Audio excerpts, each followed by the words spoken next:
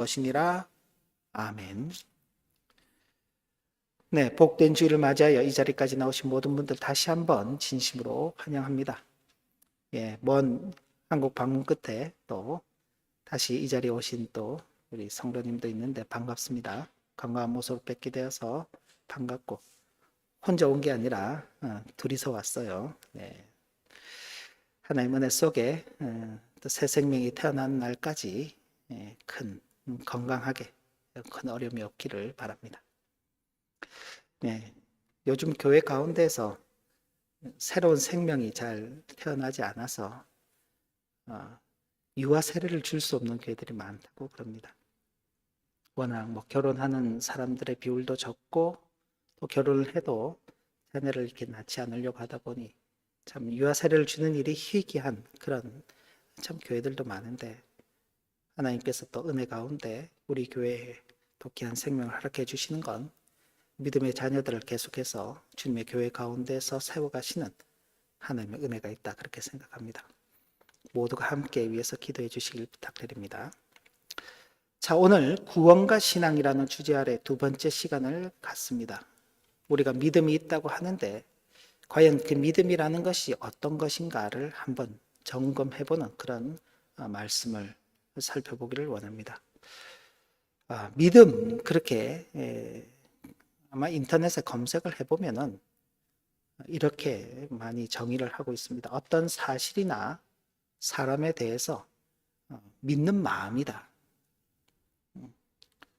그러니까 이 믿음이라는 것은 과학 혹은 어떤 그 사실 이런 것과는 좀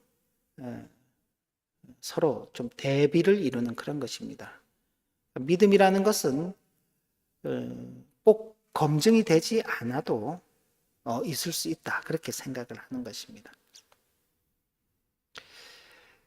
그래서 우리가 혹 자기가 어떤 것을 원하는, 자기가 어떤 것을 소원하게 되고 또 자기 욕심에 따라서 무엇을 구하게 될 때에도 믿음이라는 말로 표현을 하기도 합니다. 그죠? 예를 들면은 자녀가 이번에 뭐 좋은 성적을 받아올 줄 믿는다.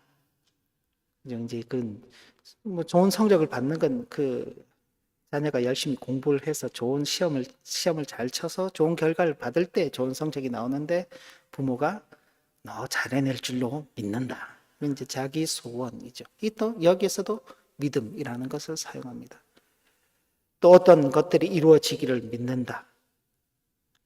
뭐 대학에 입학되기를 믿는다. 그죠? 우리 또 교회에서도 그런 표현을 많이 쓰잖아요.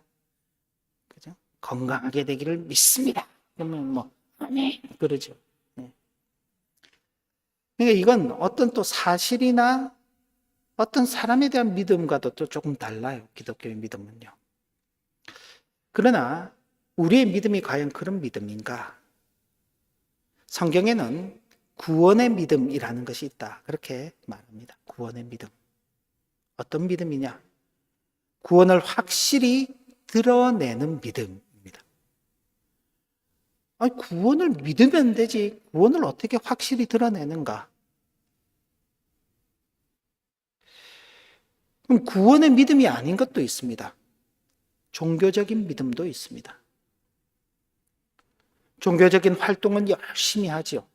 종교 행사에도 참여하고 교회 안에서 여러 가지 봉사, 여러 가지 헌신들을 하는데 정작 믿음 없이 할 수 있는 일들도 있는 것입니다.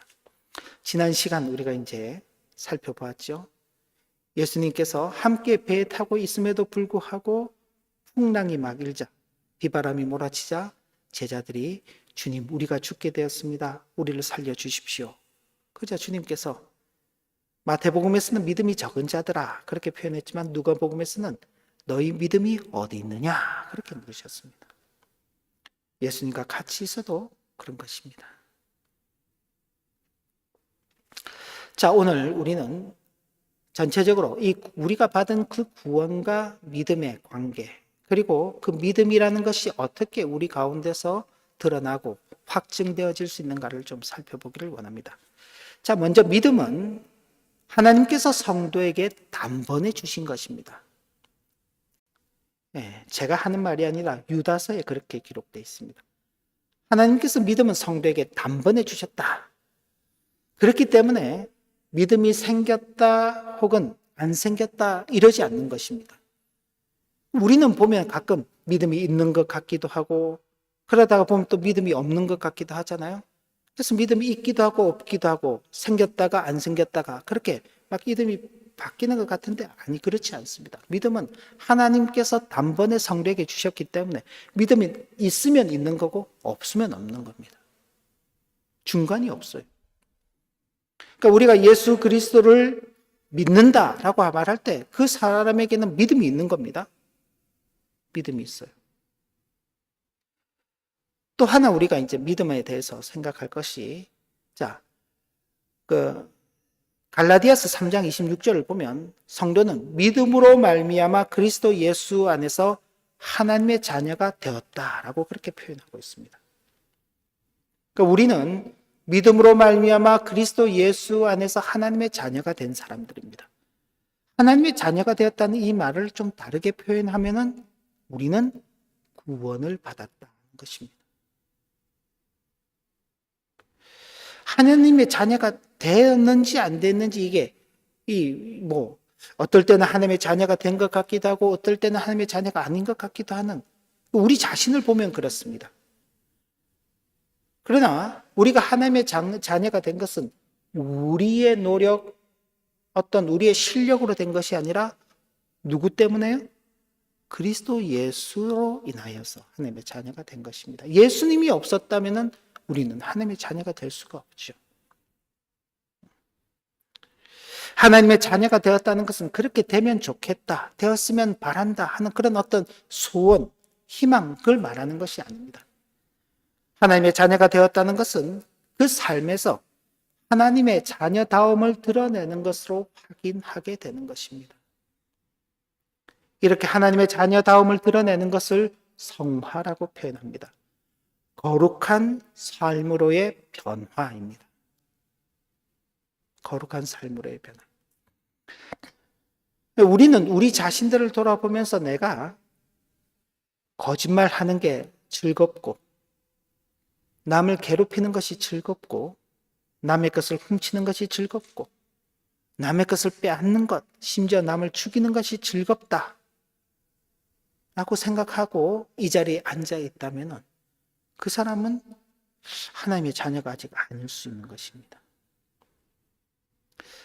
그런데 우리가 그런 일들에 대해서 그것이 즐겁지 않고 어떻게든지 그것을 피하고 싶고 피하려고 했지만은 어쩔 수 없이 그런 일들을 하게 되었을 때 그것이 부끄럽고 죄스럽고 한없이 그런 자신이 원망스러울 때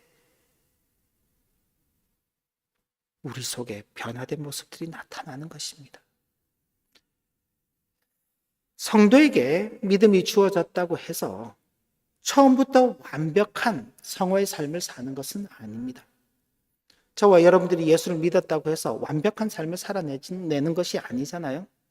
저 역시 마찬가지입니다. 저희 집에서 같이 생활하는 아내나 혹은 제 자녀들을 보면 아빠는 뭐 잘해 그럴 거예요 아마. 교회 앞에서 교회 성도님들 앞에서 설교를 하거나 어떤 말을 하는 모습과 집에서 생활하는 모습이 차이가 있거든요. 왜냐하면 완벽한 삶을 살아내지 못하기 때문에 그런 것입니다. 그리고 또 하나, 누군가가 완벽한 삶을 살아내면은요, 그 주변에 있는 사람들이 생활하기가 쉬울까요? 어려울까요? 굉장히 어렵습니다. 만약 우리 교회에 완벽한 삶을 사는 사람이 한 사람이 있다. 목사가 아닐 수 있는 겁니다. 누구라도. 그러면은 그 사람을 상대해서 목회해야 되는 목사는 목회할 수 있을까요? 나보다 더 완벽한 사람이 저기 앉아 있는데 어떻게 설교를 할 수 있겠어요? 못하는 겁니다. 그럼 다른 성도님들은요, 저런 사람이 교회 와야지 나 같은 사람이 어떻게 교회 오나, 그러고 교회를 못 오는 겁니다. 근데 교회는 그렇지 않아요. 완벽한 사람이 없는 것입니다. 스스로 완벽하다고 생각하는 사람은 교회에 올 필요가 없어요. 왜 그런가요? 우리 주님께서 죄인들, 세리들, 그리고 몸을 파는 그런 여인들과 식사를 같이 하니 바리새인들이 와서 그럽니다. 아니 예수님, 하나님의 아들이시라면서 왜 예수님은 우리와 같은 의인들, 우리와 같이 교제하거나 우리와 같이 식사하지 않고 저런 죄인들과 같이 식사하는가? 그저 예수님께서 말씀하시죠. 내가 온 것은 죄인을 구원하기 위해서 왔다. 건강한 사람에게는 의사가 필요 없지만 병든 사람에게는 의사가 필요하다. 바로 교회는 그런 영혼의 그 죄로 인하여서 병들어 있는 그 인생들이 나오는 것입니다. 예수도 필요 없을 정도로 완벽한 사람은 교회에 있을 수가 없죠. 올 필요가 없는 것입니다. 그러나 우리 모두는 다 죄인이고 예수 그리스도를 필요로 하기 때문에 나오는 것이죠. 처음부터 완벽한 삶을 살아낼 수 없습니다. 마지막까지도 완벽한 삶을 살아낼 수 없습니다. 그러나 성도는 각자의 그 믿음의 분량에 따라서 조금씩 변화된 모습들이 나타나게 되는 것입니다. 그런데 이 변화는 반드시 하나님의 말씀과 함께 나타나야 하는 것입니다. 하나님의 말씀을 들을 때, 혹은 하나님의 말씀을 읽을 때 성령 하나님께서 우리 속에 역사하셔서 그 말씀이 우리에게 실제적으로 효과 있게 역사하도록 하셔야만 우리 속에 변화가 일어나는 것입니다. 오늘 말씀을 살펴가면서도 그런 은혜가 있기를 바랍니다. 여기에서 말씀을 전하는 저는 사람입니다. 그러나 사람이 설교를 하지만은 사람의 말로 받지 않죠. 오승우 목사가 저렇게 말을 하는구나, 그렇게 받지 않습니다. 하나님께서 말씀하시는 거구나. 왜요? 성령 하나님께서 그렇게 사용하시기 때문에 그런 것입니다. 그래서 그 말씀 속에서 우리가 어떤 변화된 모습들을 갖추어 가야 할 것인가를 생각할 수 있어야 하는 것입니다. 바로 그런 부분이 우리가 믿음이라는 것을 우리의 행동 가운데서 나타나는 것으로 확인하게 되는 것입니다. 성도가 바른 믿음 가운데 서 있다면, 혹은 바른 믿음의 상태 가운데 있다면 하나님의 명령과 말씀을 따르려는 마땅한 자세가 뒤따르게끔 되어 있습니다. 하지만 믿음이 있다고 하면서도 이런 정당한 자세가 뒤따르지 않는 경우들이 있는 것입니다. 그런 경우에 대해서 오늘 우리가 읽은 본문에 보면 야고보는 이렇게 말씀하고 있습니다. 만일 사람이 믿음이 있노라 하고 행함이 없으면 무슨 이익이 있으리요? 그 믿음이 능히 자기를 구원하겠느냐? 믿음이 있다고 하는데 그 믿음에 따르는, 혹은 그 믿음에 합당한 행함이 없는 거예요. 무슨 이익이 있냐? 그 믿음이 자기를 구원할 수 있겠냐? 현실적인 이야기로 열심히 일을 하지 않는데 돈을 벌 수 있을까요? 그가 아무리 돈을 많이 벌려고 생각을 해본들 그게 무슨 이익이 되겠습니까? 방구석에 가만히 앉아서 이렇게 하면 돈을 벌 수 있지, 저렇게 하면 돈을 벌겠지, 아무리 궁리를 해도요, 자기의 노력이 뒤따르지 않는다면 아무것도 이룰 수 없죠. 공부를 해야 되는 학생이 다 그 생각하잖아요. 공부를 열심히 해야지, 좋은 성적을 받아야지. 근데 정작 공부를 안 하면서 그런 생각만 하고 있다면요, 믿음이 있다고 말하면서 그 믿음에 합당한 행함이 없다면 그게 무슨 이익이 있냐? 이 세상은 그냥 세상의 일로 끝납니다만 바로 여기서는 그것이 어떻게 구원을 이루는 그 일에 사용이 될 수 있겠느냐, 그렇게 책망하는 것입니다. 그러면서 행함이 없는 믿음은 그 자체가 죽은 것이다. 아주 심각한 이야기를 합니다. 행함이 없는 믿음은 그 자체가 죽은 것이다. 행함이 없는 믿음은 헛것이다. 거짓된 믿음 뒤에 숨어 있지 말아라. 종교적인 믿음 가운데 숨어 있지 말아라. 하나님의 구원을 받았다는 그 사실을 드러내는 참된 믿음 가운데로 나와야 된다라고 그렇게 말하는 것입니다. 예수님께로부터 책망을 받았던 유대의 종교 지도자들이 다 그런 모습이었지 않습니까? 자기들은 금식을 하죠. 자기들은 때가 되면 기도합니다. 금식한다고 해가지고 얼굴을 깨지지하게 만드는 것이죠. 일부러 사람들이 보도록 길가를 다니는 것입니다. 나 금식한다 그러고 기도하는 시간이 되어서 뭐 이런 예배당에 혹은 기도하는 공간에 들어가서 기도하면 되는데 꼭 시장통에 가는 거죠. 많은 사람들이 보고 있는 앞에서 그 기도하는 시간이 되었다고 손을 들고 기도를 하는 것입니다. 야, 저 사람은 시장통에서도 기도를 하네. 근데 주님께서 그런 바리새인들을 향해서 회칠한 무덤이라 그랬습니다. 회칠한 무덤이 어떤가요? 바깥에는 회칠을 했으니까 하얀 색깔로 깨끗하게 보이지요. 그 속은요. 시체가 썩은 냄새가 나는 더러운 그런 곳입니다. 겉은 번들하게 꾸몄지만 속은 하나도 쓸모가 없는 것입니다. 행함이 없는 믿음은 죽은 믿음이다. 행함이 없는 믿음은 헛것이다. 거짓된 믿음 뒤에 숨지 말아라. 종교적인 어떤 그런 행위들로 믿음을 가리려고 하지 말아라. 그렇게 말씀하는 것입니다.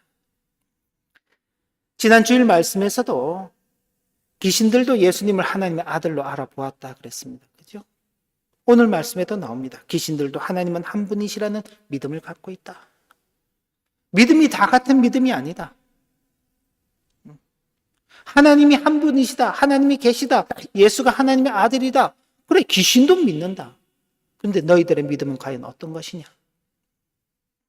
성도가 바른 믿음을 가졌다고 할 때 바른 믿음에 따르는 신앙생활에서 열매를 거두는 것으로 그 증거를 삼아야 하는 것입니다. 우리가 바른 믿음이 있다고 말할 때 우리 속에 어떤 바른 신앙의 열매들이 맺히고 있는가? 그래서 믿음이 그의 행함과 함께 일하고 행함으로 믿음이 온전하게 된다고 말하는 것입니다. 즉, 믿음을 확인하는 수단으로서 행함이 뒤따르는 것입니다. 우리가 예수를 믿는다 그러면 믿습니다. 마음을 세워서 믿는다고 해가지고 그 믿음이 확증되는 게 아닙니다. 제가 여러분에게 예수님 믿습니까? 아멘. 믿습니까? 아멘. 믿습니까? 아멘. 아무리 믿습니까? 라고 묻고 아멘으로 답한다고 그 믿음이 확증되는 게 아닌 것입니다. 우리의 삶 가운데서 그 믿음의 열매들로서 맺혀져 가야 하는 그 내용들이 있어야지만 우리의 믿음이 확증이 되는 것입니다.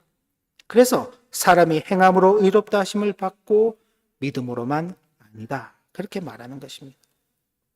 그런데 여기서 이제 오해하지 말아야 될 것은 이 행함이라는 것이 하나님 앞에 내놓기 위한 행함이 아니라는 것입니다. 하나님, 우리가 이만큼 했으니까 우리가 구원받을 만하지요. 이런 어떤 우리의 구원의 근거로서의 행함이 아니라는 것입니다. 분명한 것은 우리가 다른 믿음 가운데 있는가를 확인하도록 하기 위해서 행함이 뒤따르도록 하는 것입니다. 아까도 제가 여러 차례 말씀을 드렸지만 우리 일상 삶 가운데서도 마찬가지죠. 부모가 자녀에게 공부 열심히 해야 돼. 네, 열심히 하겠습니다. 부모가 믿죠. 근데 부모가 그 말만 믿지 않죠. 그 다음 뭘 확인합니까? 정말 공부를 하는지 안 하는지를 확인하는 것입니다. 그래야지 그 믿음이 진짜 믿음이 되는 것입니다. 공부 열심히 해? 예. 우리 아들은 공부 열심히 할 거야. 착하게 살아야 돼. 네. 우리 애는 착해요. 그래서 우리 애는 착한데 다른 친구들이 나쁘다. 그죠? 우리 애들은 공부를 열심히 하는데 선생님이 점수를 잘 안 준다. 뭐 이상하게 가는 거죠. 우리는 착하게 살려고 하는데 세상이 우리를 가만히 안 둔다. 전혀 이상한 곳으로 빠져가는 것입니다.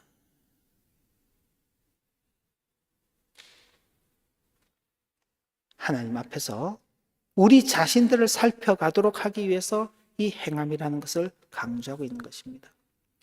야고보는 초대교회 가운데 기둥과도 같은 그런 존재였습니다. 이 야고보가 교회 가운데서 굉장히 중요한 역할을 맡았던 사람입니다.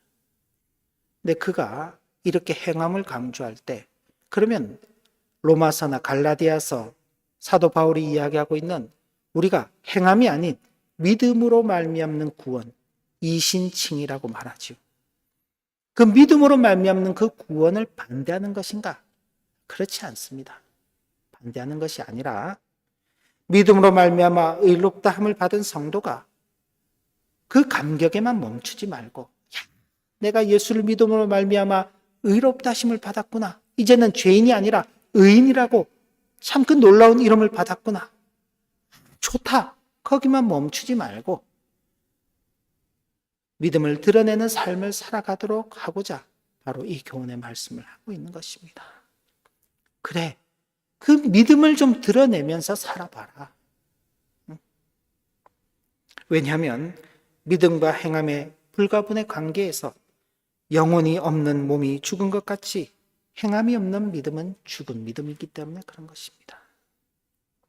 그러니까 우리가 믿음이 있다고 말하면 정말로 살아있는 믿음이 있어야 되는 것입니다. 하나님 앞에서 하나님께서 우리에게 인정하시는 그 믿음이 있어야 하는 것입니다. 그 믿음이 어떻게 드러나야 하는가? 바로 믿음의 열매들로 드러나야 할 것입니다. 종교적 행위는 믿음의 열매가 될 수 없다는 것은 이미 성경에서 말씀이 증거하고 있습니다. 아까 예수님이 이야기도 했죠.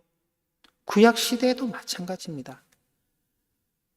하나님께서 이스라엘을 택하시고는 하나님께서 택하신 백성이 어떻게 살아야 하는가를 세상 만민 가운데 보여주기 위해서 수많은 나라, 수많은 민족이 있지만 단 하나, 유대인들, 이스라엘을 택하신 것입니다.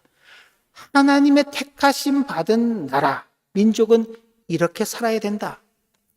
그걸 보면서 세상의 많은 민족들, 많은 나라들도 그런 하나님의 은혜 가운데 살기를 소망해야 하는 것입니다. 그런데 이스라엘은 그걸 오해한 거예요. 이 세상에 하나님의 선택을 받은 민족은 우리밖에 없다. 왜? 우리는 그럴 만하니까. 다른 민족들은 그럴 자격이 없어. 우리만 특별하니까. 그러니 다른 민족들은 아무렇게나 돼도 상관이 없어.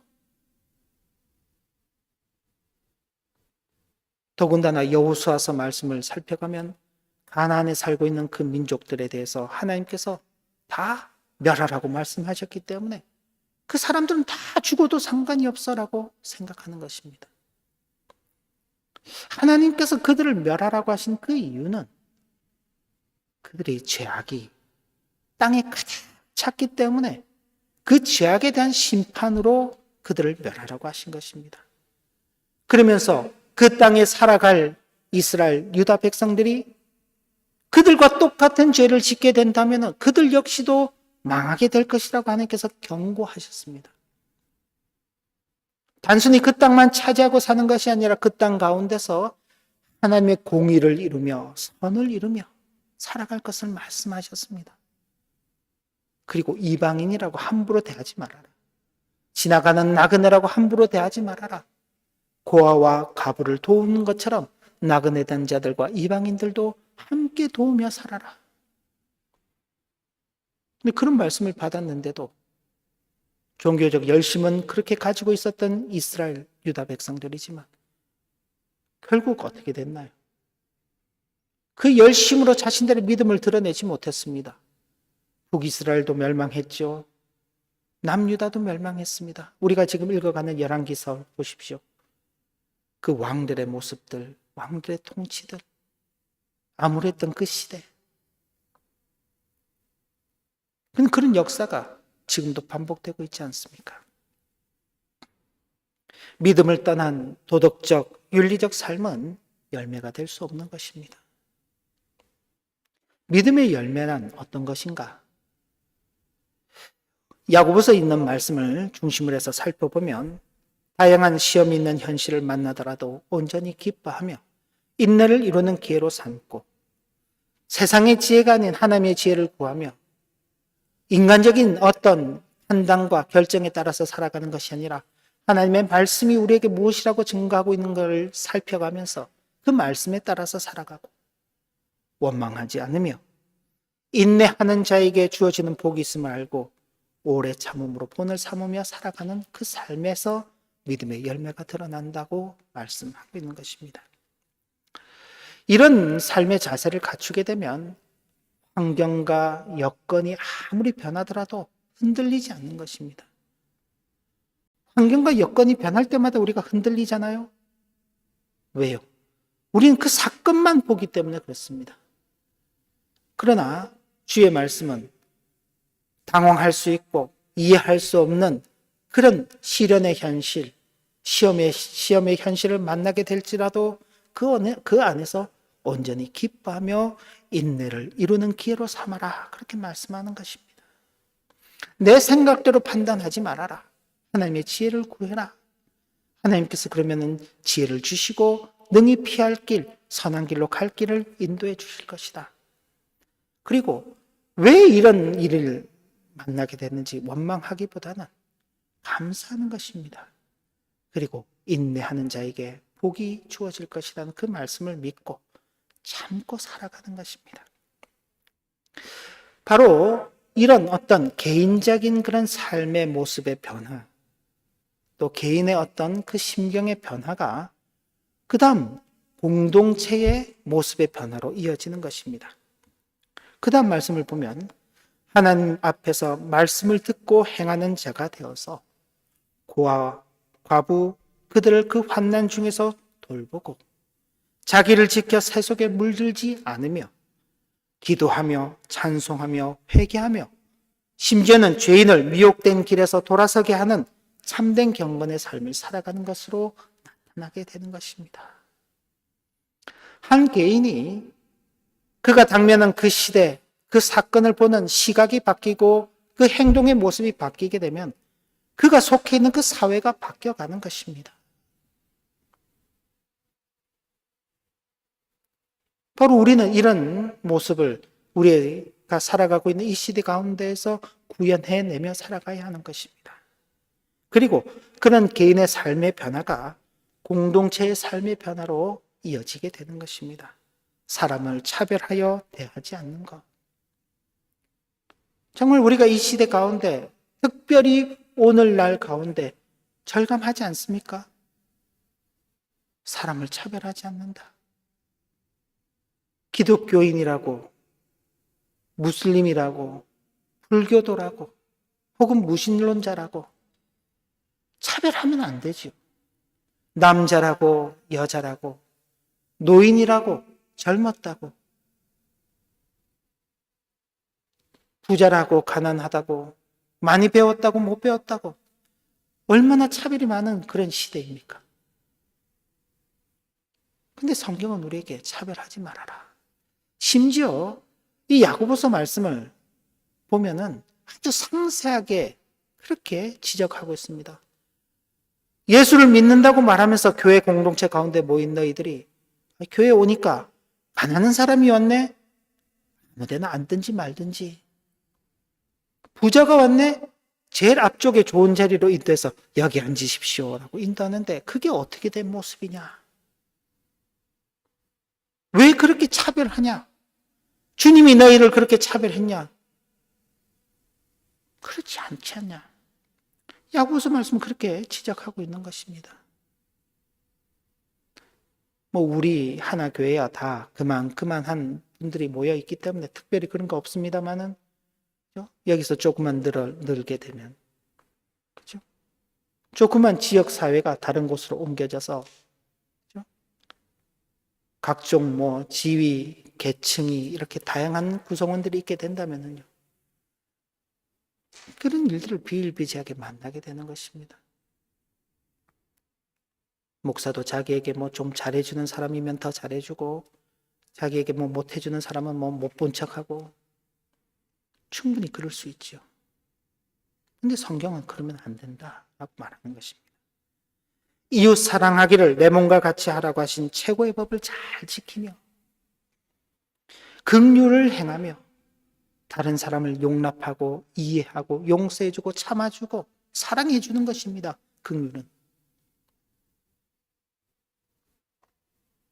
말에 실수가 없는 삶을 살아가는 것. 말에 실수가 없다는 것은요, 자기가 한 말은 책임지고 그 말에 합당하게 살아가는 것입니다.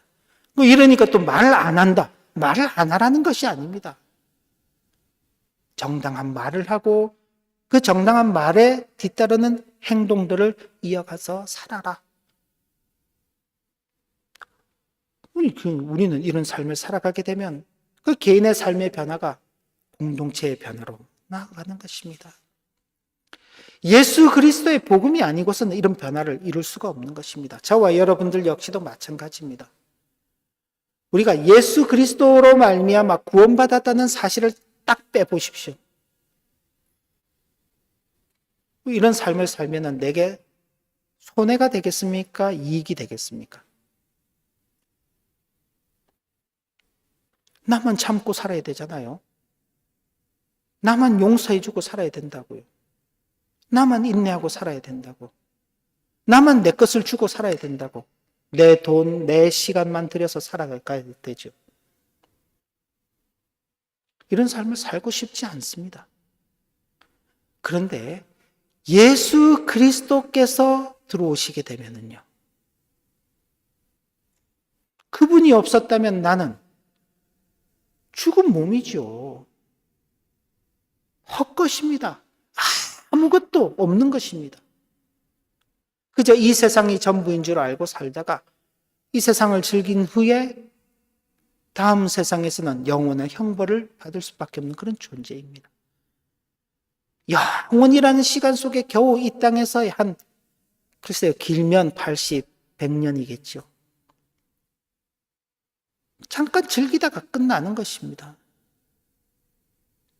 그러나 예수 그리스도 그분께서 우리 속에 들어오심으로 말미암아 우리는 이 땅의 삶은 아무것도 아닌 영원함이 우리를 기다리고 있다는 그 사실 앞에 서게 되는 것입니다. 그러니 조금 참고 사는 것 어렵지 않지요.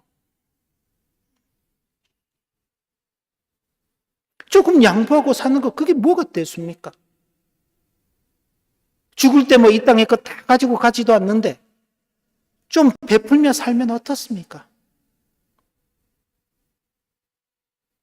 내가 참으면 다른 사람들이 행복해하고 내가 양보하면 다른 사람들이 즐거워하고 내가 인내하면 다른 사람들이 기뻐하는 그 모습을 보면서 사람은 이렇게 사는 거지 하고 그렇게 생각하는 것입니다. 모든 기독교인들이 그런 삶을 살아가면요, 그런 기독교인이 있는 그 사회, 그런 기독교인이 있는 그 나라, 얼마나 살만한 나라가 되겠습니까? 우리는 그런 이상과 그런 꿈을 가지고 이 땅 가운데서 그 믿음을 우리의 행함으로 드러내며 그 열매들을 맺는 삶을 살아가야 하는 것입니다. 하나님께서는 우리가 구호나 목표로서의 믿음의 삶을 살아가는 것이 아니라 실질적인 삶 가운데에서 그 믿음의 삶을 살아가도록 하시기 위해서 오늘이라는 삶의 자리를 저와 여러분들 앞에 펼쳐 놓았습니다. 왜 하필 이런 오늘일까? 왜 하필 이런 현실일까가 아니라 하나님께서 내게 믿음의 삶을 살아가시라고 이런 자리를 만들어 주셨구나. 어떻게 내 믿음을 드러내며 살까? 어떻게 내가 믿는 자로서 이 삶을 살아낼까? 우리는 이제 그렇게 받아들이는 것입니다. 비록 시련이 있을 수 있습니다. 시험이 있을 수 있습니다. 어려움이 있을 수 있습니다. 그래서 인내가 필요합니다. 희생해야 합니다. 헌신해야 합니다. 그러나 그럴지라도 우리는 이미 은혜로 하나님의 자녀가 된 자들입니다. 은혜로 하나님의 구원을 받은 자들입니다. 감사하면서 우리에게 주어진 이 땅의 삶을 하나님의 자녀다움에 그 열매들을 잘 맺어가는 복된 생애로 살아가시길 진심으로 기원합니다. 기도합니다. 하나님 아버지, 우리는 믿음이 있습니다. 우리의 믿음은 우리의 소원이나 바람도 아니고 종교적인 어떤 그런 믿음으로서 포장된 것도 아닙니다. 우리의 믿음은 예수 그리스도로 말미암아 하나님의 자녀가 된 구원함 가운데 받은 믿음입니다. 하나님께서 우리에게 단번에 주신 그 믿음입니다. 이 믿음을 잘 드러내는 좋은 열매 맺는 풍성한 은혜의 삶을 살아가는 우리 모두가 되도록 은혜 베풀어 주옵소서. 예수님 이름으로 기도 올리옵나이다.